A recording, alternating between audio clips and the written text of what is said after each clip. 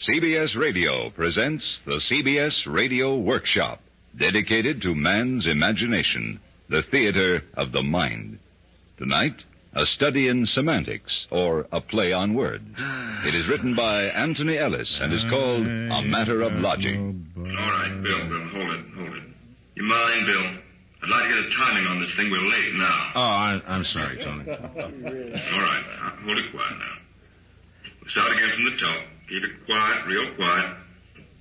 From the top again. Hey, Tone. Yes, Bill. Look, seriously, while you stopped, it's none of my business, but you got 3 titles in there. The show's confusing enough as it is without that. Can't you cut... Bill, look, we've got an hour until we go on the air. Now, can we finish the dress rehearsal first? We've spent the whole bloody afternoon going through this. Okay. I'll keep my mouth shut. All right, once more, please. You from the top. Keep it quiet. All right, here we go. CBS Radio presents the CBS Radio Workshop, dedicated to man's imagination, the theater of the mind. Tonight, a study in semantics, or a play on words. It is written by Anthony Ellis and is called A Matter of Logic. Well, Bill, that's supposed to be a word cue for you. I'm sorry, Tony. I was just trying to figure it out, that's all. Figure what out? Well, how to do this thing, Tony. Well, don't you think it's a little late for that, Bill? Why don't you just try it all the way through? Maybe it'll come together. You've spent most of the rehearsal arguing about the logic. Now, perhaps if you try a performance... Oh? Well, if you don't like my performance, Tony, maybe you better get yourself another boy, I haven't heard a performance yet. Now, come on, Bill, please. Look, you've given me 26 minutes of monologue to play. That's a lot of double talk, and I don't understand it. Nobody in the studio understands it, and the audience is not going to understand it. But you want me to give a performance, huh? Wait a minute. I'll come out. We'll get this thing settled once and for all. Carl, you might as well take 5 minutes. I'll be right out. Looks like we're going to be in for one. Yeah. Wait a minute. Hugh? Yeah? You know what this is all about? Do you understand it? Well, don't ask me, Bill. I'm neutral. I just want to get a timing on my closing announcer. We'll probably have cuts, and I don't know what I'm going to do with it. You want coffee, Will? Yeah, Stace, would you? I know he wants to do a dress, Stace, but what's the use? I don't know what the narrator's talking about half the time, and the other half's a lot of nonsense anyway. I don't know what he wants me to do.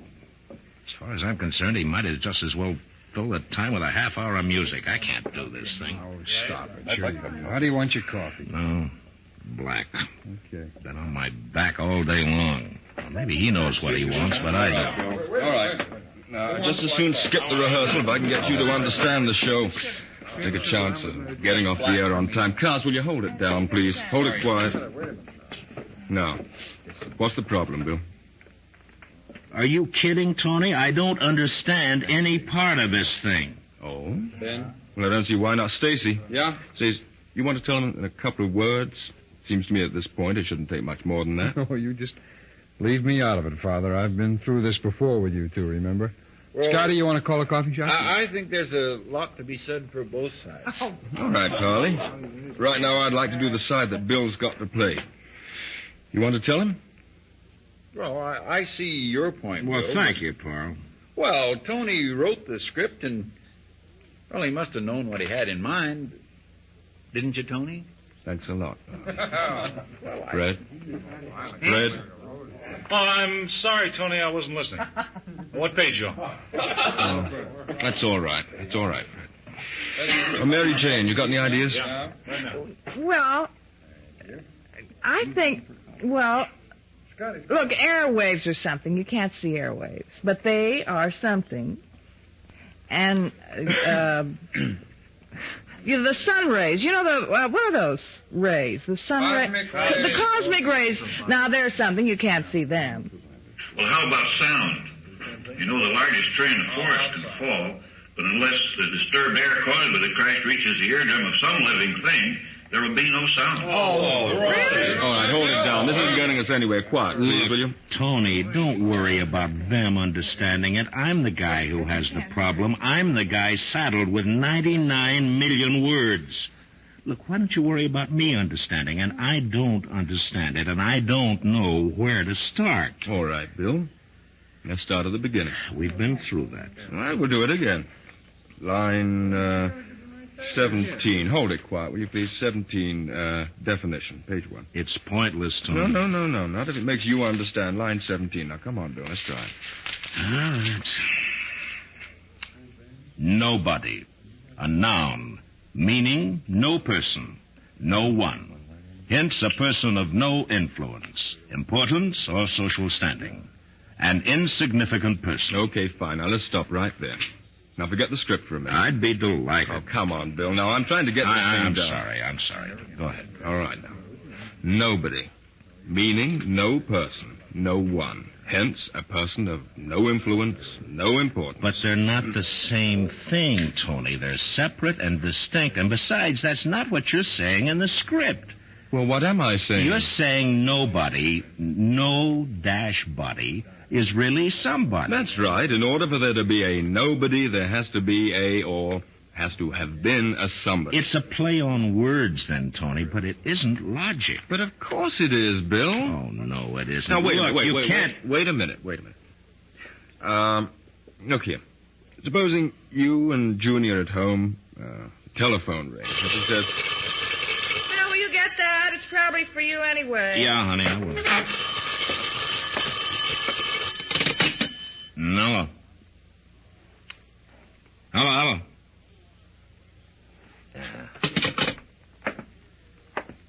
Who was it, honey? I don't know. Nobody was there. They must have hung up. Oh. Nobody was there, Bill. Right? Yeah, that's right, But Tony. there had to be somebody on the other end to ring your phone. What's the point? That particular nobody, the one on the phone, was somebody. Not when I answered the phone, he wasn't. Let me finish now. That's one nobody. All right, now here's another one. You're home. It's dinner time. Somebody comes to the door. Bill, someone's at the door. I'm getting the dog's food ready. Okay, I'll go. Lisa, honey, will you please be quiet?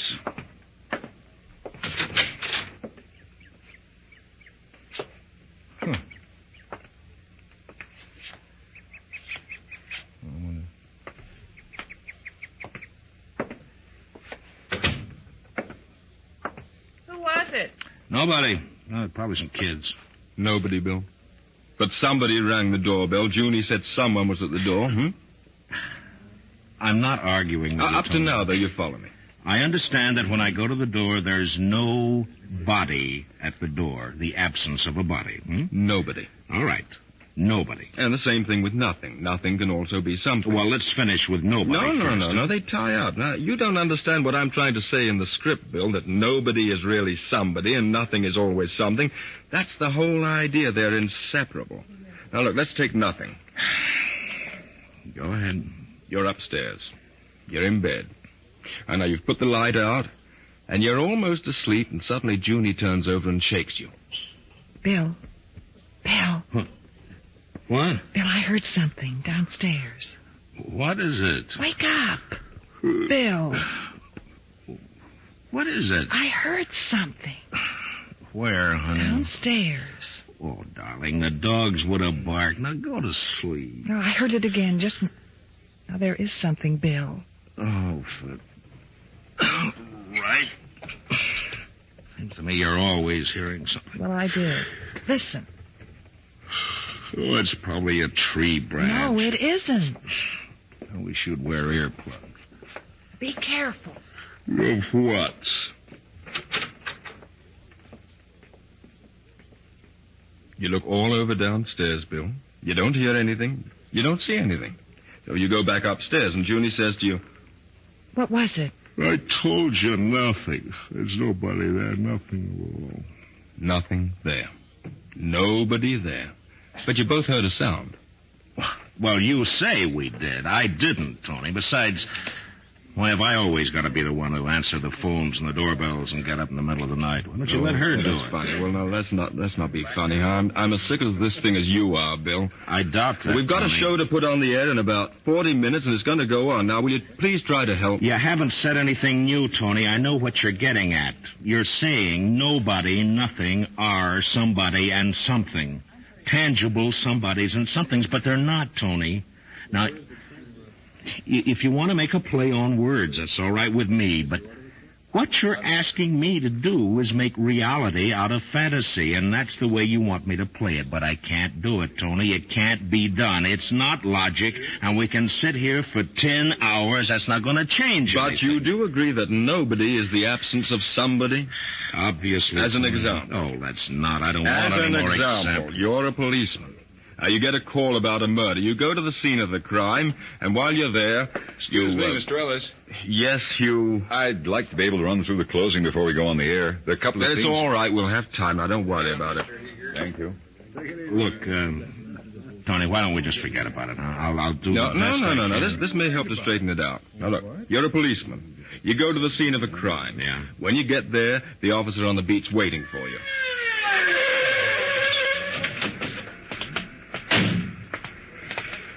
What happened?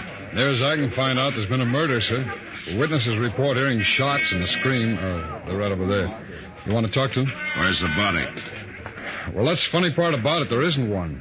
No body. What do you mean, nobody? You said a murder's been committed. Yeah, I know, but when I got here, there was no body anywhere around. Well, what happened to it? I don't know, sir. Nobody seems to know.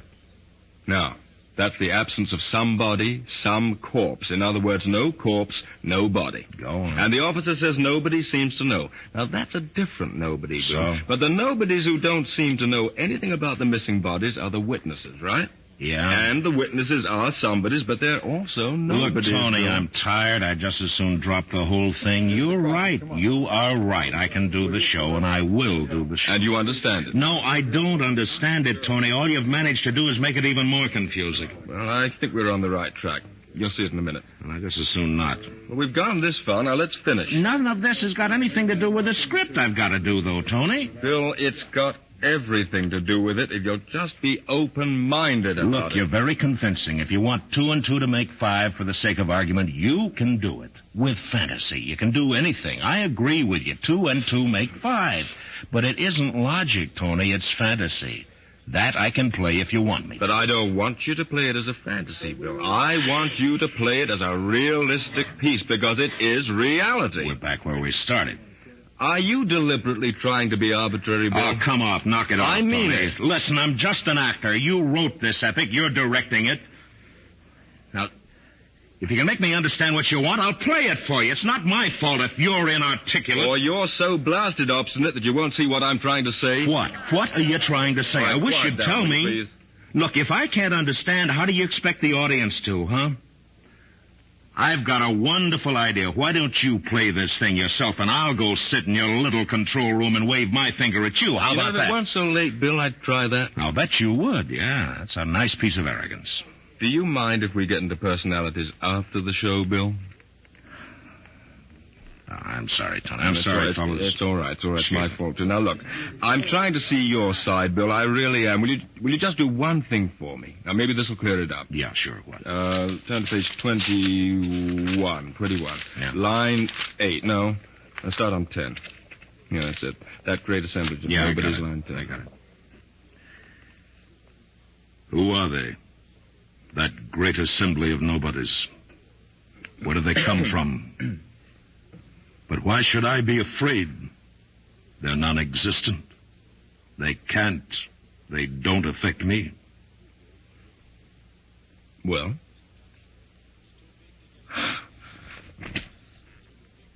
Well, Well, that's it, isn't it?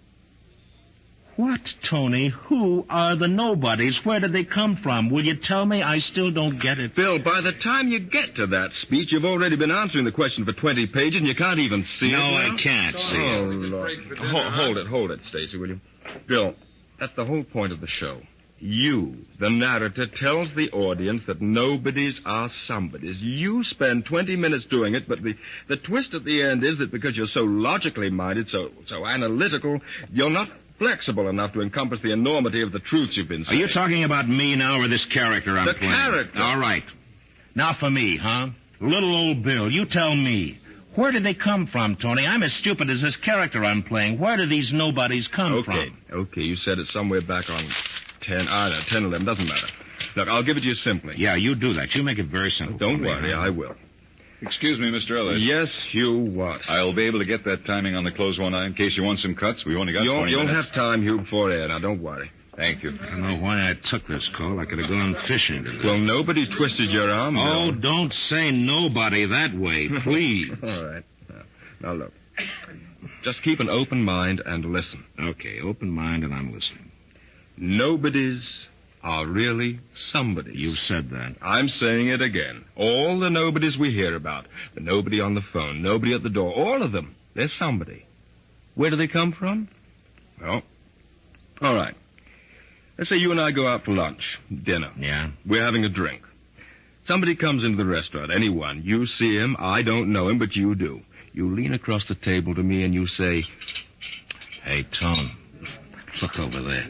Hmm? See that fella coming in with a blonde? Yeah. Oh, what a bum. That's the biggest nobody in the business.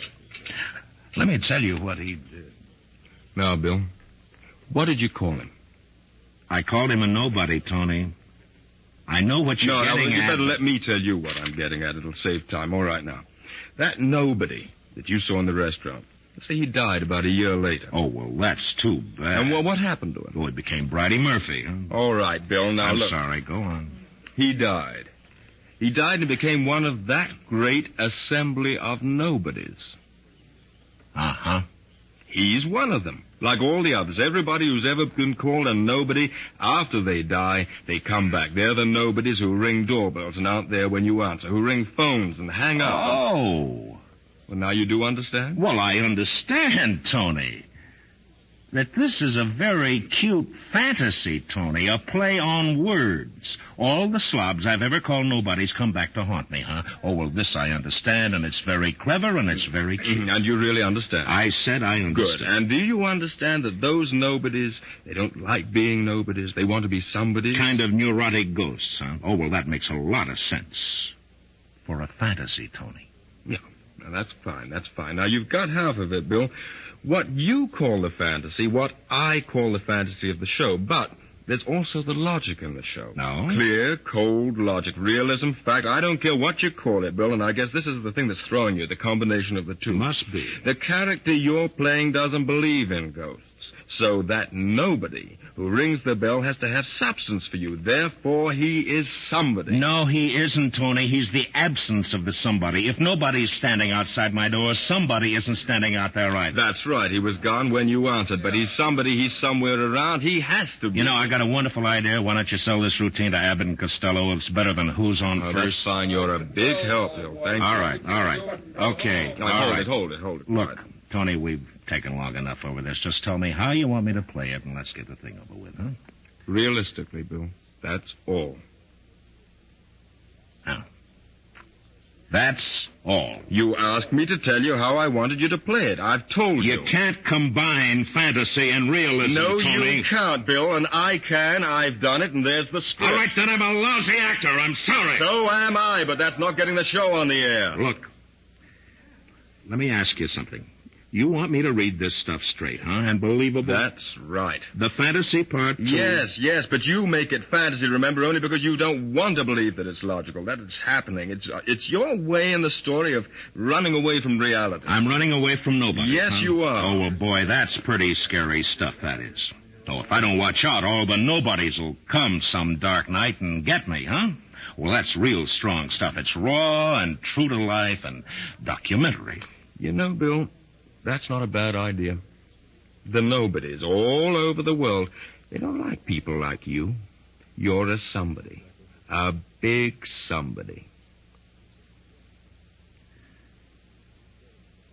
Thank you very much, Mr. Ellis. Mm-hmm. And people like you, somebodies like you, call them nobodies. Make them nobodies. And the poor swine, they try to get even. Ringing doorbells. Mm-hmm, but it doesn't really get them even. It's a pretty empty victory. Now, the one with the least influence, importance, the most insignificant nobody of all, he's the one who gets a thought. We'll make a list. We'll make a list of everybody, anybody who's done this to us, made us what we are, nobodies. We wanted to be somebodies all our lives, and They pushed us down, squashed us. So we'll just make a list. You mean a list through all the ages? Oh, no, just the dangerous ones, the somebodies living today. What'll we do with them? What they've done to us. Make them nobodies? Well, why not? But how? We've tried murder. They always catch somebody for the crime. They don't believe that nobody did it. They don't believe in nobody. Well, we can make them believe.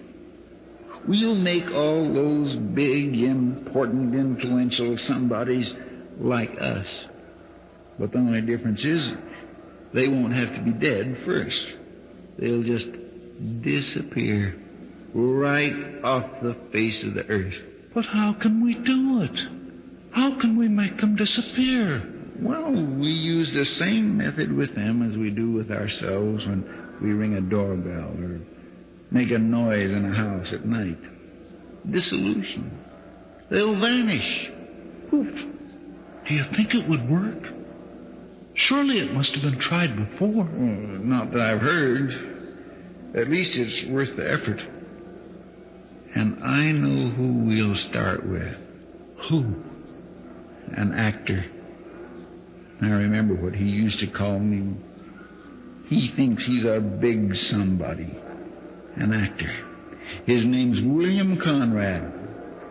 Yes, sir, we'll start with William Conrad, and when I'm finished with him, he'll be the greatest nobody, the most worthless non-entity in all of existence throughout time. You know, I'm getting pretty sick of this, Tony. What, Bill? You sitting there making snide remarks about me. No, nonsense. I'm a writer. I've outlined a fable. It's just an extension of the story we're supposed to be doing in about 10 minutes. Maybe someday I'll make it the sequel. Not with me, you won't. Oh, come on. I'm only kidding. I don't feel like kidding, Tony. Well, there doesn't seem to be anything else to do. Look, you might as well relax until airtime, Bill. Take it easy. I got to go in and time Hugh's closing. Hugh Douglas. Ready, Mr. Ellis. Hey, Tony, wait a minute. Hold it, Hugh. Yes, Bill. Look, let me get one thing straight, huh? I know it's a little late and we'll probably never agree, but for my own ego as an actor, I'd like to have at least some idea of what I got to do with your script, huh? Yeah, sure, go ahead. All right, now you say this show's logical, forgetting the fantasy, and, well, so help me for the last time. You say that in reality, in substance, nobody and nothing are absolutely and definitely somebody and something, right? That's right. The whole story's built on that premise. And you believe that, huh? Yes, you know I believe it. Now, this isn't a philosophical discussion, huh? Not as far as I'm concerned. All right, will you grant me this?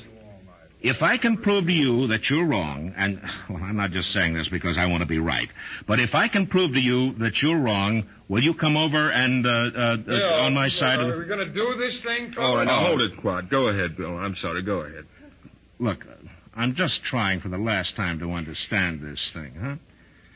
Now, look, if I prove that you're wrong, that you're making a play on words, that it's a matter of semantics, this nobody-somebody business, will you let me play the show for what I think it is, a very nice, imaginative piece, but not to be taken for anything else? Not realism, not logic, just pure romantic fantasy. Bill, dear old Bill, if you can prove that in 5 minutes, you sing the part if you want to. Do anything you want with it. But if not, will you do it my way? Will you try to make it realistic? Okay, Tom. You got a deal. Who's that behind you, Tony? Where? Nobody.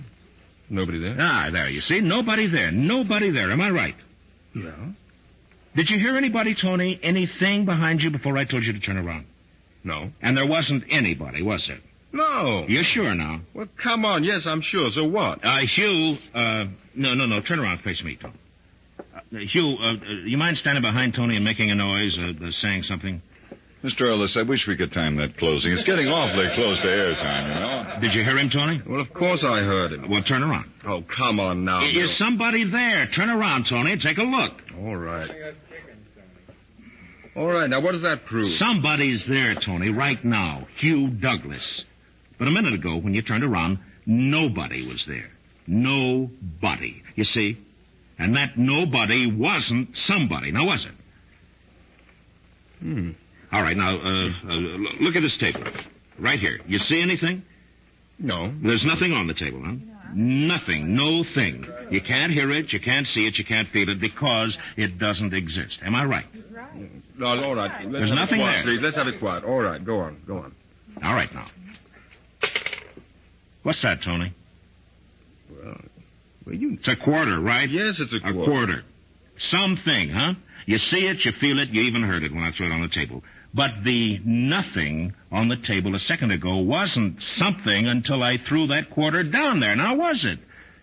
Mr. Ellis, we've only got 3.5 minutes. If you're going to want to make any cuts, I've got the time. All right, Hugh, all right. In a minute. We'll have time now, don't worry. Well, let me think a minute, Bill. Oh, well, go ahead, Tony. We've got all kinds of time.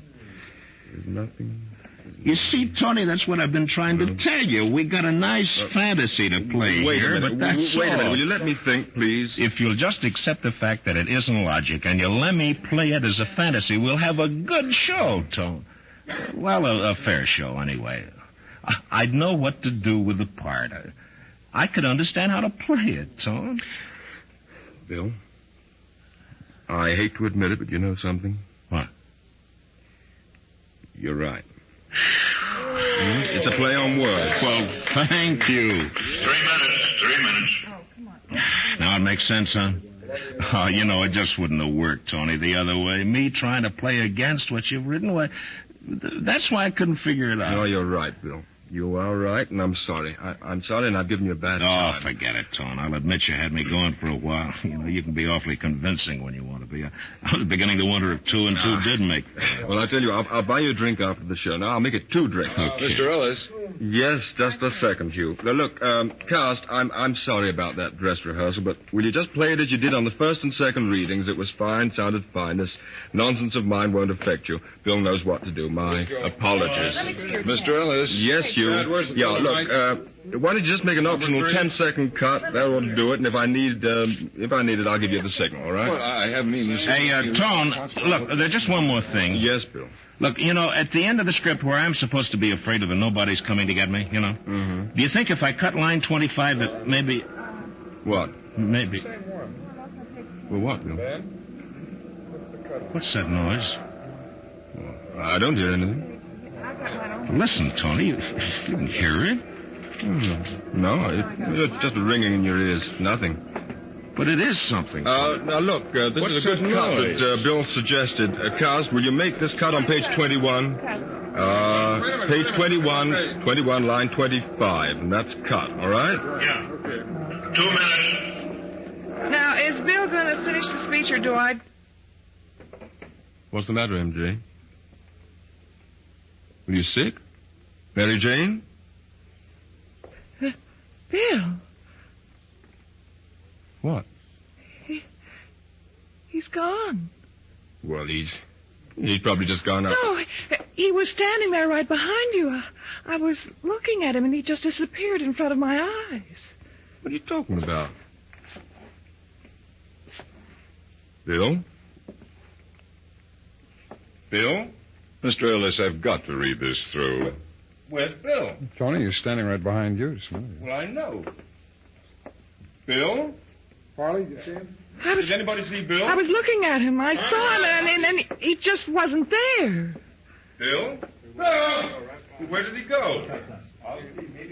Hey, Bill.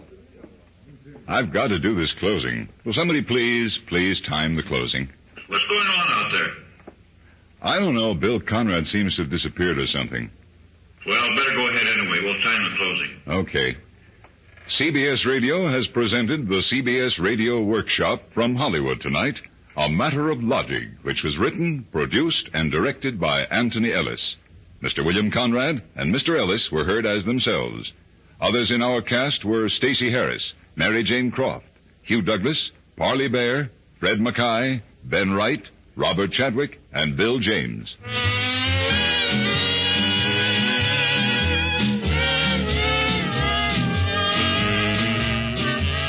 This is Hugh Douglas inviting you to join us again next week when we again present the CBS Radio Workshop.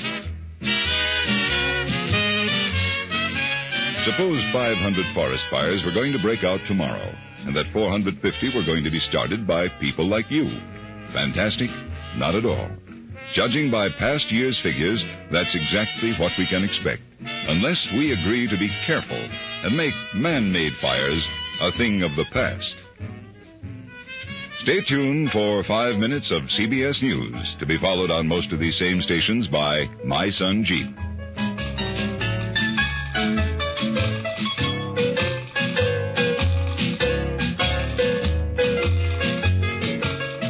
America listens most to the CBS Radio Network.